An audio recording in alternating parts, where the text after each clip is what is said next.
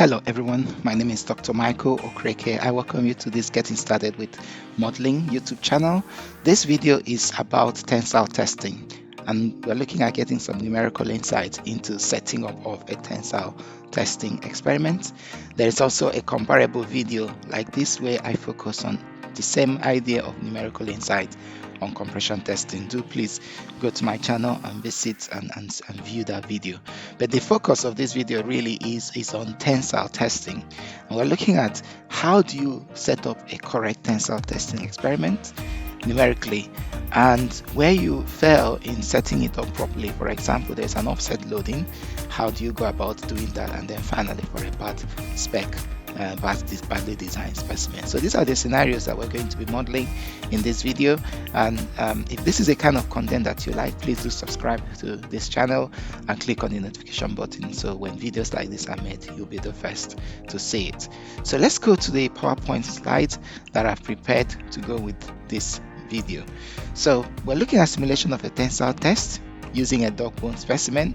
It's a three-dimensional dog bone specimen. It's going to be modeled within a plastic material.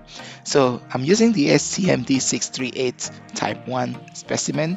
It's a standard test specimen for plastics, and we'll be looking at plastics. So these are the dimensions of the specimen. The key thing that I want you to notice is the gauge section region, which is this 50 millimeter by 13 millimeter region. So we're going to be focusing on that as part of extracting the stress strain behavior of this tensile test specimen.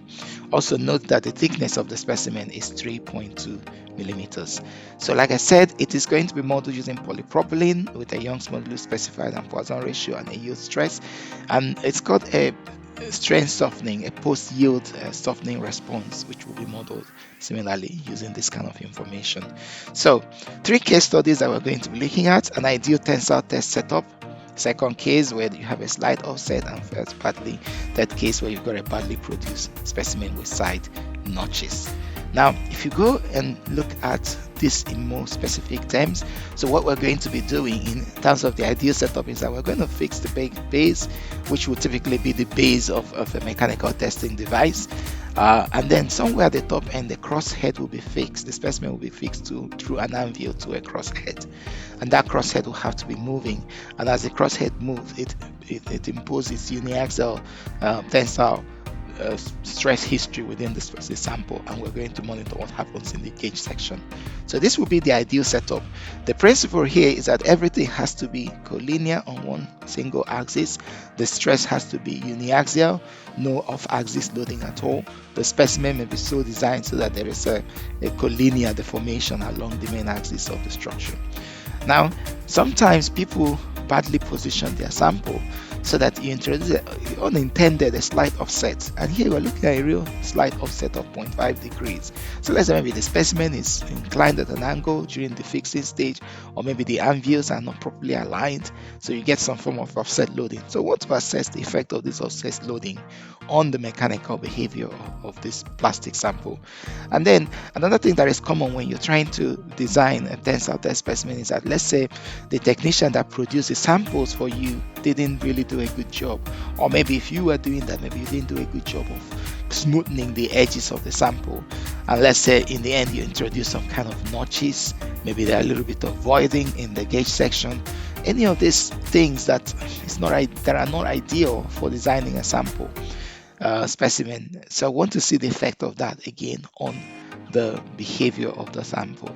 So these three cases are just the cases that we'll be looking at. Just focusing a little bit, we are going to be imposing a strain of 10% to the gauge length. So of course our gauge length is 50.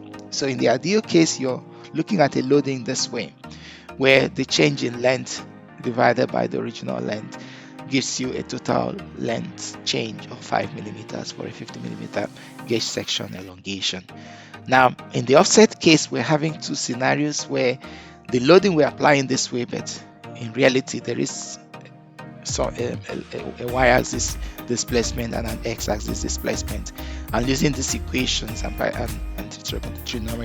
trigonometric consideration, you can find what the values would be on the sample. Okay, so the fourth slide here is really about the specific locations on the sample that we are going to be using when we sketch it within the FEA tool that we're going to use. So we start with 0, 0, and then we go all the way around. So we'll probably be referring back to this as we navigate our way around the sample. So we're going to quickly go to ABAQUS, which is the software that we're going to use for this. So for what we're going to do first and foremost is go to the top. I'm going to rename this particular model, rename that to ideal setup. Okay, so ideal setup, double click on parts. All right, so the first tensile specimen is what we're going to call that. So it's deformable, it's solid, it's extruded. I'm going to make the approximate size of the window to be 600. Yeah, just to accommodate. So if we look at the actual sample, starting off at 0, 0 to 33, and then and then we can move our way around until we get to. So we'll click on the wire model, and then I'll start specifying the coordinates that we have. So 0, 0 is the first coordinate position, the other one is 33, 0, and then the next one is 54, 3, then the next one, okay, maybe 57.53. Then the next one would be 107.53. So the next one is 1113. The next one is 132, 0. No, so 132, 0. And then the final one is 165, 0. So we'll zoom out so you can see this is the edge of the sample that we kind of are interested in. So what I'm going to do, obviously I don't need this and I don't need that, so I'll select both of them pressing shift. So it's going to be replaced by a tangent. So at the top here we're going to use a tangent sign, which is this one. So and what we pick the center of the arc, so pick the tangent again, so you start here and then you end up there. So you start here and then you end up there. So that creates the tangent that we're interested in. Okay, so we're going to flip this and and create a mirror image, but we need to specify a construction line. So click on here, the construction line. We're going to say 0 on the x-axis and 9.5 on the y-axis at the start point, and then probably the other point it will be 165 on the x-axis and 9.5. So this is our construction line. So we'll cancel. So we'll click on this button and select the mirror option. So we're going to create a copy. This is our mirror line. Okay, select entities to mirror. So we select all of that. Okay, so it creates a mirror of that, which is what we want. And then obviously we now need to close it up using the wire connected line option. Okay, so this shows us the samples, the specimen, so we can check whether this is correct. So this is 75, this is okay, this is what we want. I mean, you can look at what this direction will be. So this is 19 as expected. The gauge section is 50 as expected. Every other thing is all right the way it is. So we click done. Now we want it to be as wide as 3.2. Okay, so the thickness of the sample is 3.2. So if we go here and then specify the thickness of 3.2, which is the type of thickness we're looking at, and then we have our specimen. Okay, so we've got our specimen, and then there are things that we need to do with this specimen to get it to look the right way it should be. So the first thing is that we're going to create the grip sections. So I'm going to partition the cell. So I'm using point and normal. So select this point, select the normal direction, which is that, and then create partition. So select this other cell, select the point and normal. We're looking for that point and the edge section.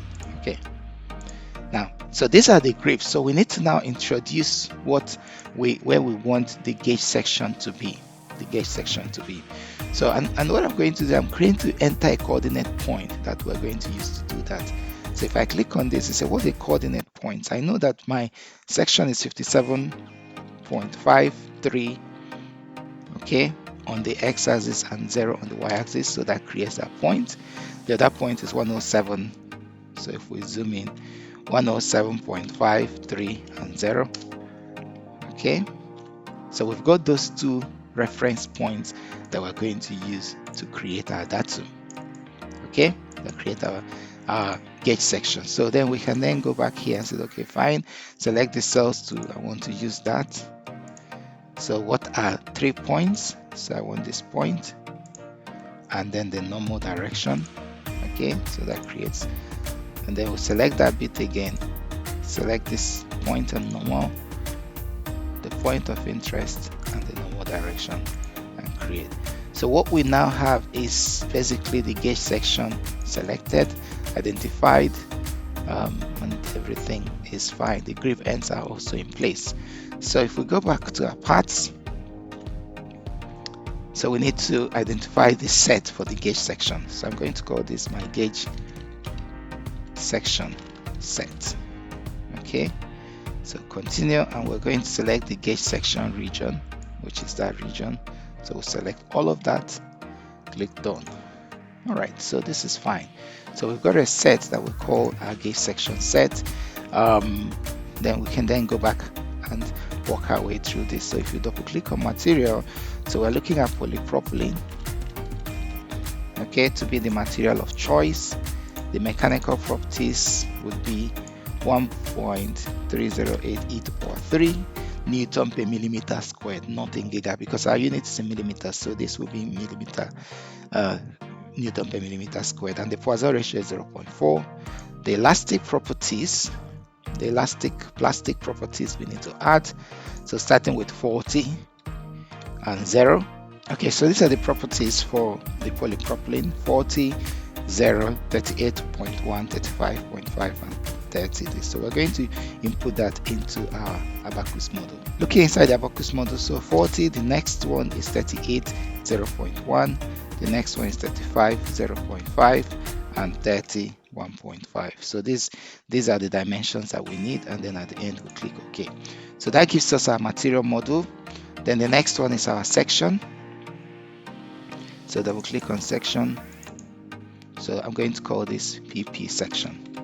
So it's going to be a solid homogeneous material. So we'll continue, select polypropylene, do section assignment, double click on that. Then at the base here, it says, okay, click the region to be assigned a section. I don't want associated with a set. So basically I select everything, click done. So it's a PP section, all selected. Now your mesh. So if you double click on the mesh, what is the seeding size? 3.2. Okay, maybe I could increase that seeding size to something.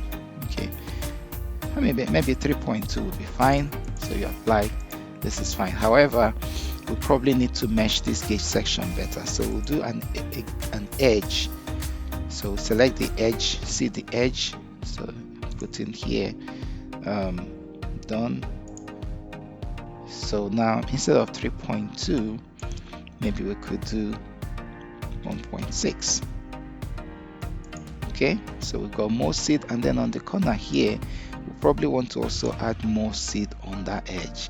So instead of just the edge size, why not put number? Let's say we put maybe 4 on that column, on that edge. Okay, and then see whether this would actually work. Okay, the aspect ratio may not work very well.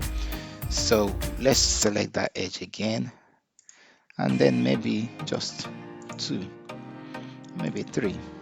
It's fine. So something like this.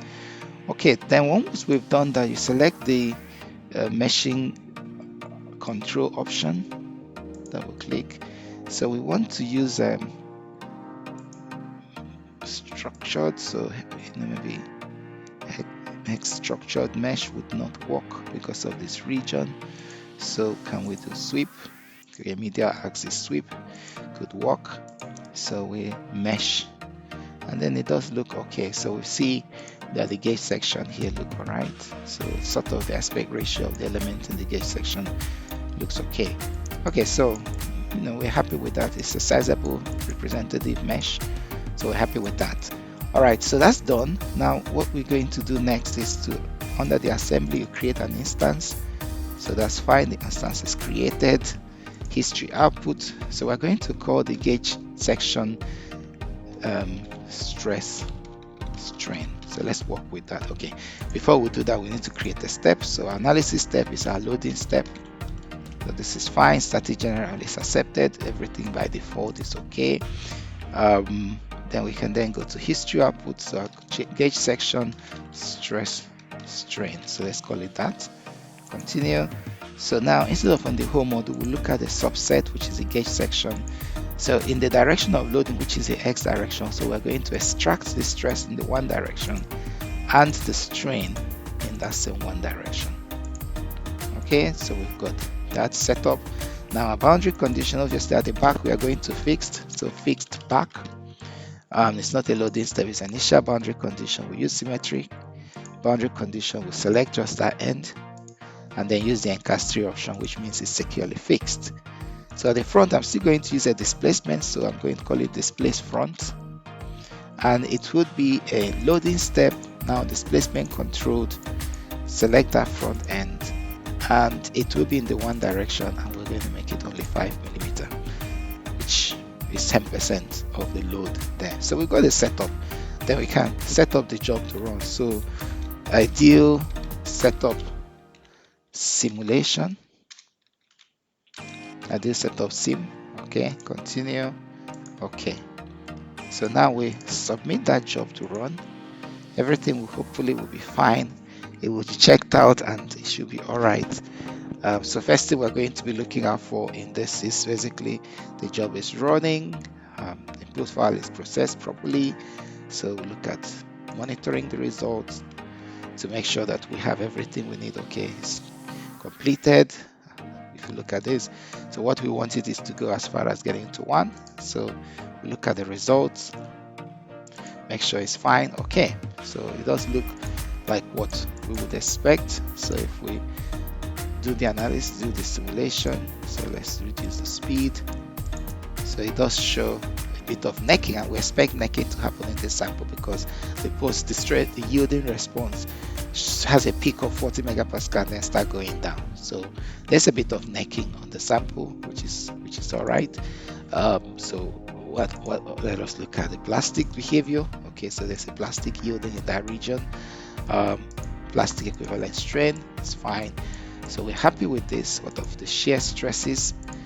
Because of the distortion due to the strain, so we get shear stresses at those regions. So in an ideal setup, this is what you get. You get within the gauge section region showing you the region where plastic deformation is happening, where necking is initiated, and is initiating right there. Okay, so and it's traveling through the sample, starts and then it starts traveling as you will expect for a polypropylene material experiencing necking. So this is fine. So we're happy with this. Now we're going to then model the other scenarios before we make a comparison. So I'll go back to my model. Under the ideal setup B section, I'll just create a copy. So I'm going to call this is offset setup. So everything looks exactly the way it was before. The only difference here is that if we go to our boundary condition, instead of displacing purely according to the value of 5, so if we look at what we have in our PowerPoint slide, so for the offset scenario, so the loading in the y direction will be 5 times the cosine of 5, which is 4.98, and the other one is 0.44. So we're going to introduce that into our model. Let's go back to ABAQUS. Okay, so here we are in ABAQUS.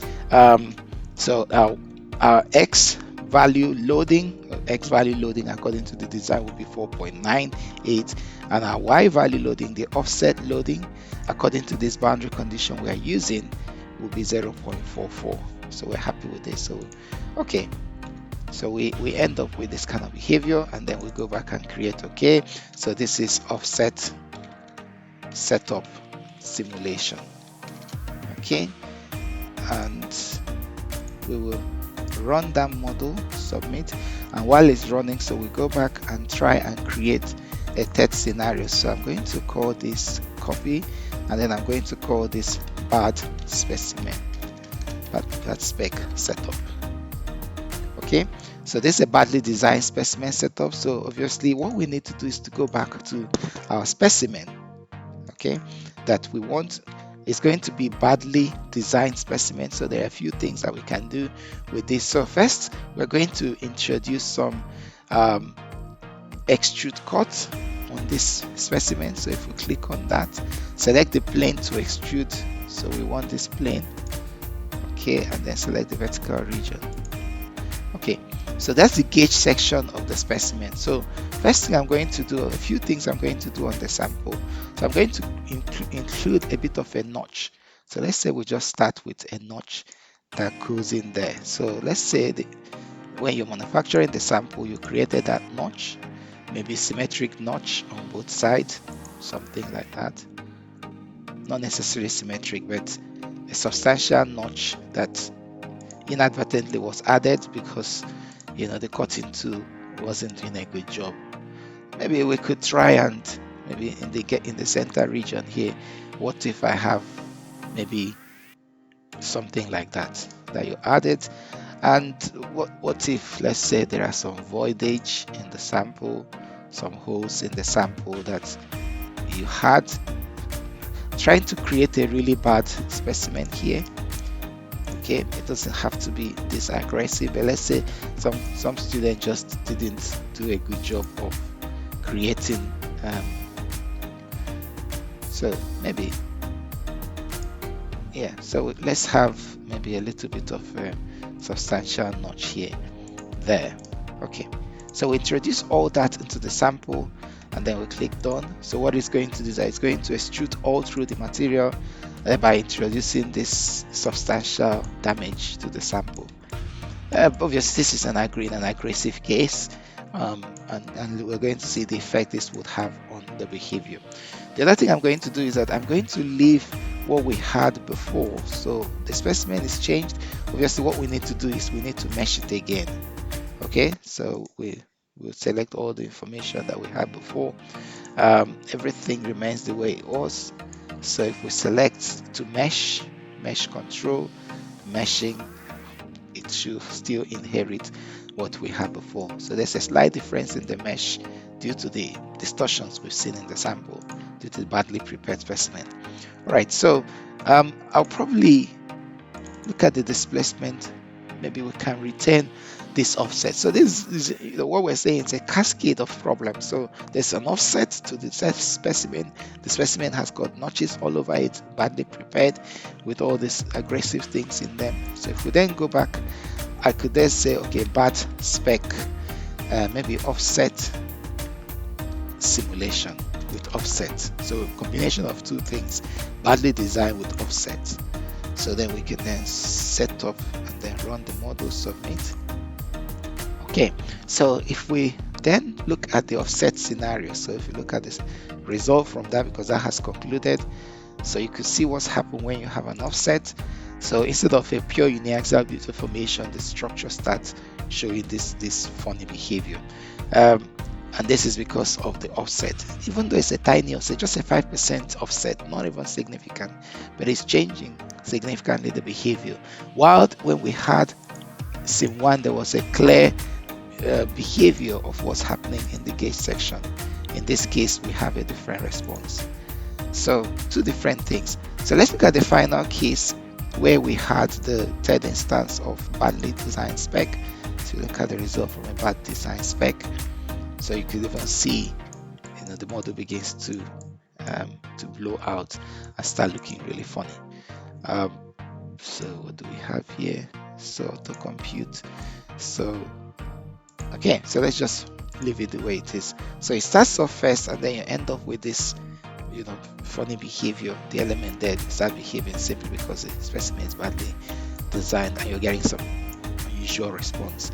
So if we then look at the plastic equivalent strain, so where you got the gauge section looking that way, the biggest effect, you end up having the response coming up there. Okay, so what we're going to do is I'm going to go to viewport and create 3 instances and then tile up this viewport horizontally. Okay, and I'm going to show all 3. So first we start with the ideal setup. So let's start with the top being the ideal setup, and then the one in the middle being the offset setup, still that, and then the final one being the bad spec specimen. Okay, so we've got all three of them in the way they should appear. And what I'm going to do with these viewports, I'm going to link up all these viewports so that we could then see what's happening in terms of, okay, so if we zoom them all up together, okay, so you could see what's happening in terms of the values. So 3.9, so the yield stresses are kind of holding up, but clearly the deformation profile would all look quite different. If we look at the plastic strain, plastic equivalent strain, so it shows you different kind of behavior where you've got the offsets. So all this very interesting behavior is all resulting from the fact that you've changed the way the specimen is designed. Ideally the sample should behave like the top one, but then you end up with all the other information the way it is. So what about the strain in the shear strain in the sample, or the shear strain parameters? Again, you could see what's happening, where the distortions are happening. Okay, so that's what we can learn from these different simulations. It all depends on how you set it up and what the result is showing you. But what would really be interesting is to actually get some quantitative data on all these three and see the effect this will have on the sample. So at the moment we have an idea of what's happened. So when they start deforming, how the behavior can be different visually. But obviously what will be interesting is get some quantitative data on the sample. So this is what we're going to do.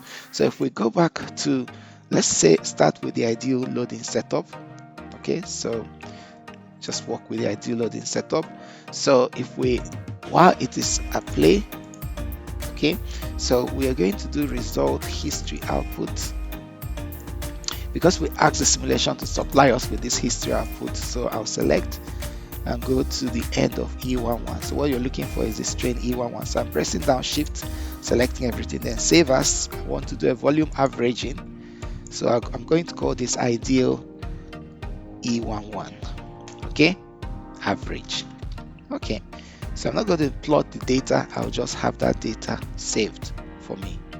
So it will run through, save that data, then I'll select this one, the S11 data, go to the end, press down shift, save that. So volume average data, ideal S11. So I won't plot it, I will note that. Okay, so we've got those two saved. So what we're going to then do is to switch to, so I'll stop that. So I'll switch to the offset case. So we're now in the offset case. So again, result history output. Now we're working with the offset case. So I select and find where it ends, E11 ends. So I'll start from the first, go to E11, save this as average again. So offset E11. Okay, so save that. It would run through, extract all the E11 volume, average them, select from the beginning of S1 to the end of S11, save that as volume, average it. So this is S11, no, offset S11. Okay, so again, I'm not going to plot it. So it goes through the data, extract that gauge section information for us. Now the last one is the badly designed offset case. So result history output E11 to wherever E11 stops, which is somewhere around here.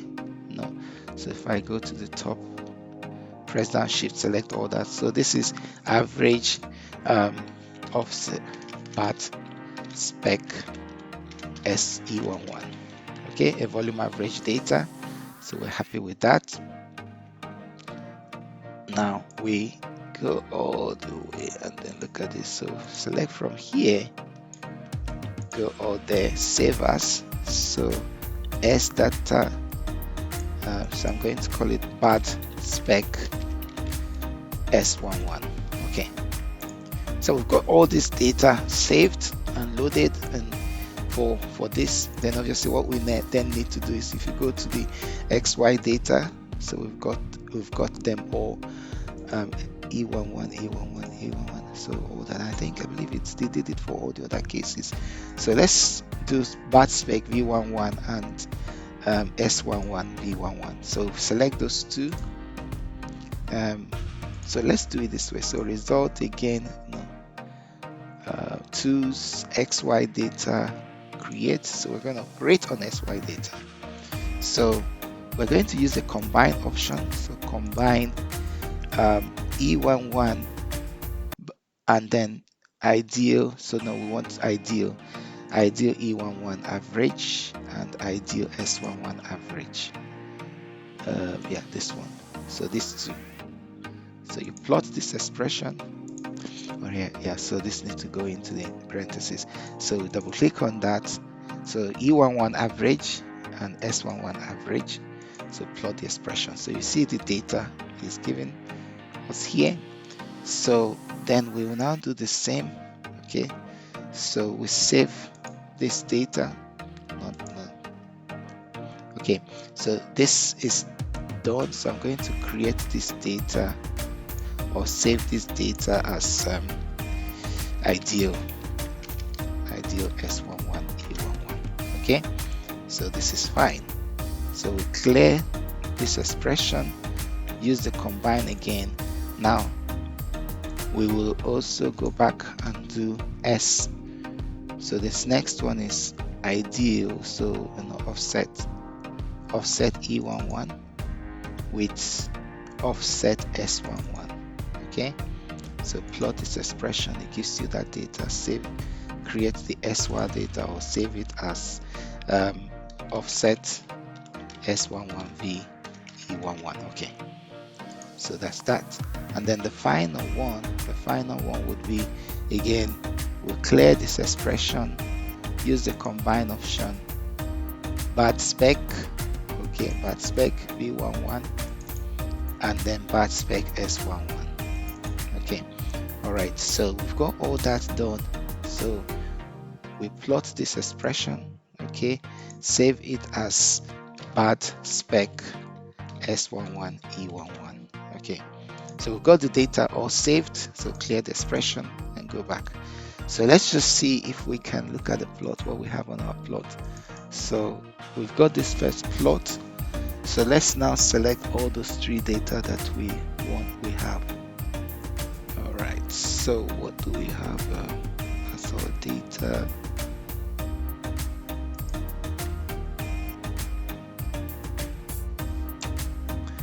Okay, so yeah, so we've got this data, ideal S11 and bad spec S11. So we've got those three data. So add to plot. So we've got the three plots all saved, S11, S22. So okay, maybe so let's go back and then now let's do this. So add to plot. So we've got the three plots all saved. So we've got all of them. Now obviously what will really be interesting is to visualize this data properly and see how it works. So if we go to plugin, ABAQUS tools, Excel utilities, okay, and we're going to save from current plots. Okay, or maybe if we, yes, so from current plot, click OK. So what it will do is I will run through the data and extract the information that we are interested in obtaining. Okay, so we go back now. So we've got the data. So this is the first one. So these are the other cases. We probably want to remove this first one because it's just a duplicate. So so if I enter, so the first, so if we just plot all of them, so insert the data, and the other ones are not coming out correctly the way they should be. But anyway, so the point I'm trying to make from here is we have three cases where this is the bad design specimen, the offset, and that they kind of are all right. So in the elastic region, everything is the same. But of course, as you start approaching towards yield, things start changing. That slight offset is not having a significant behavior effect on this, because it sort of seems, although it's a little bit lower than that, but of course the more you apply the loading and the further you go, you find that these things will start having significant effect. But in the elastic region, there is really no much difference. It's only around the yield region and post-yield response where these different designs of the specimen will have effect on the sample. So that's really all that I wanted to talk about. in this video, and I hope that you found it very helpful, learning things from these different designs. So if we tile all these things vertically again, and then we check what happens. So if we look at the link viewport, yeah, so you could see the effect of having different designs on the sample and how this matter. And that's basically what this video was really about, and I hope you found it helpful.